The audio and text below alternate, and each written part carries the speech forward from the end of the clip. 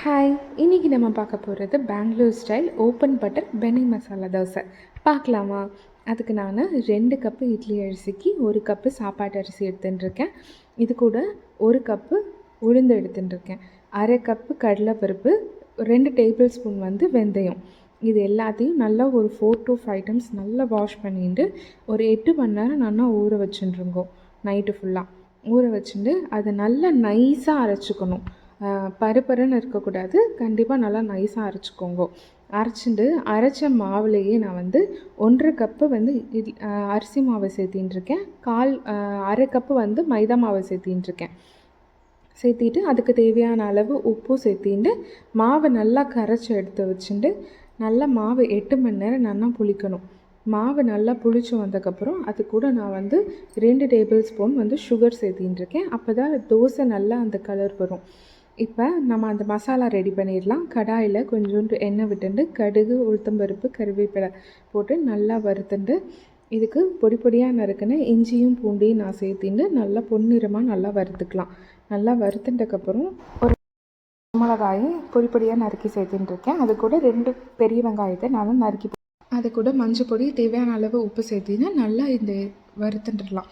நல்லா வதக்கினதுக்கப்புறம் நான் வேக வச்ச உருளைக்கிழங்கையும் பட்டாணியும் சேர்த்துட்டு நல்லா பச்சை வாசனை போகும் நல்லா கிளறி விட்டுட்டு கொத்தமல்லி தூவி இறக்குனேன்னா மசாலா ரெடி. இப்போ நம்ம அந்த தோசைக்கான அந்த சட்னி எப்படி பண்ணுறதுன்னு பார்க்கலாமா?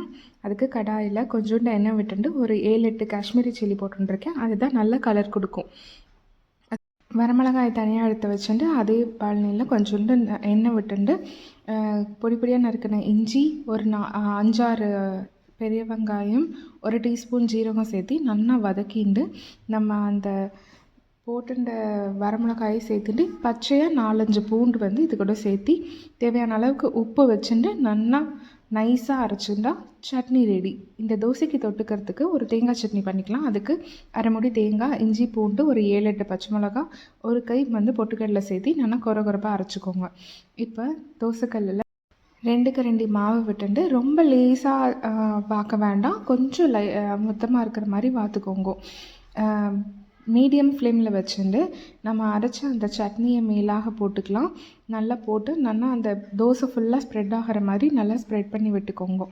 நல்லா ஸ்ப்ரெட் பண்ணி விட்டுட்டதுக்கப்புறம் நம்ம செஞ்சு வச்ச அந்த உருளைக்கிழங்கு மசாலாவை அது கூட நம்ம சேர்த்திட்டு நல்லா 1 டேபிள் ஸ்பூன் பட்டர் நான் இது கூட ஆட் பண்ணியிருக்கேன். உங்களுக்கு இன்னும் கொஞ்சம் வேணும்னாலும் நீங்கள் ஆட் பண்ணிக்கோங்க. ஆட் பண்ணி நல்லா முருகலாக நல்லா கிறிஸ்பியாக ஆனதுக்கப்புறம் அந்த தோசையை எடுத்துக்கலாம். உங்களுக்கு அந்த கலரை காமிக்கிறதுக்காக நான் மடித்து காமிக்கிறேன். நல்லா தோசை பொன்னிறமாக சூப்பராக வந்திருக்கு பாருங்க. நல்லா இதை நீங்கள் ஓப்பன் பட்டர் மசாலா தோசையாகவும் வச்சுக்கலாம். இல்லை இப்படி மூடி வச்சு நீங்கள் மேலே ஒரு பட்டர் வச்சு பெனி மசாலா தோசையாகவும் நீங்கள் சர்வ் பண்ணலாம்.